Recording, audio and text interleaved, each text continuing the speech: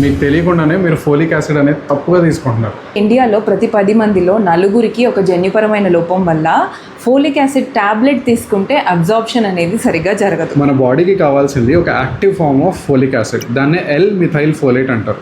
కానీ మార్కెట్లో దొరికే ఫోలిక్ యాసిడ్ ఇన్యాక్టివ్ ఫామ్లో ఉంటుంది.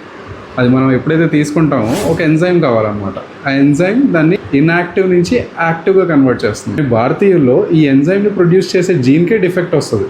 ఫర్ ఎగ్జాంపుల్, మనం మన ఇండియన్ కరెన్సీతో బయట దేశంకి వెళ్ళాం. మన ఇండియన్ కరెన్సీ అక్కడ చెల్లుతుందా? చెల్లదు.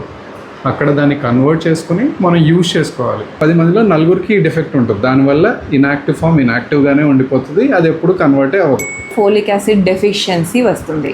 దీంట్లో ఉండే సిమ్టమ్స్ ఏంటి మరి అంటే మెయిన్గా రక్తహీనత వల్ల వచ్చే అన్ని సిమ్టమ్స్ ఫోలిక్ యాసిడ్ డెఫిషియన్సీలో ఉంటాయి.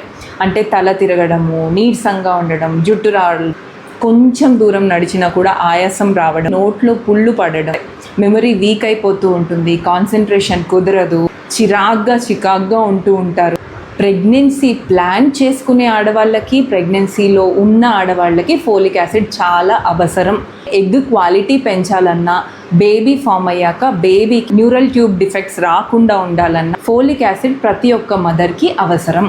రోజుకి కావాల్సిన ఫోలిక్ యాసిడ్ 400 మైక్రోగ్రామ్. మన బాడీ బాగా అబ్జార్బ్ చేసుకోగలిగే ఫోలిక్ యాసిడ్ రిచ్ ఫుడ్ గురించి ర్యాపిడ్ ఫైర్ చేసేద్దామా? ఓకే. ఫోలిక్ యాసిడ్ రిచ్ ఉన్న వెజిటేబుల్ రూట్ ఏంటి? బీట్రూట్. Green leafy vegetable? పాలకూర.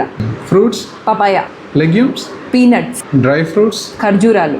పల్సెస్? ఎర్రపప్పు. మిల్లెట్స్? కొర్రలు. నట్స్? బాదాం. సీడ్స్ అయితే? Flax seeds. Milk products? పెరుగు. నాన్ వెజిటేరియన్స్కి? Chicken liver.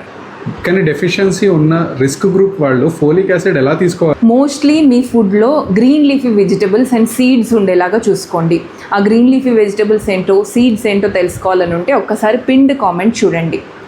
కొన్ని పదార్థాలు ఫోలిక్ యాసిడ్ని మన బాడీ అబ్జార్బ్ చేసుకోనివ్వకుండా చేస్తుంది. లైక్ ఆల్కహాల్, ఎసిడిటీకి సంబంధించిన మాత్రలు, టీ, రా బనానా, అరటికాయ.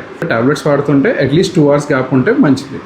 ఫోలిక్ యాసిడ్ టాబ్లెట్స్ మీద డిపెండ్ అవ్వడమే కాకుండా నేచర్ మనకిచ్చే వైటమిన్ B9 మీద డిపెండ్ అవ్వడం చాలా అవసరం. ఈ రీల్ కనుక మీకు ఇన్ఫర్మేటివ్ అనిపిస్తే వెంటనే share, like and subscribe to me health care couple.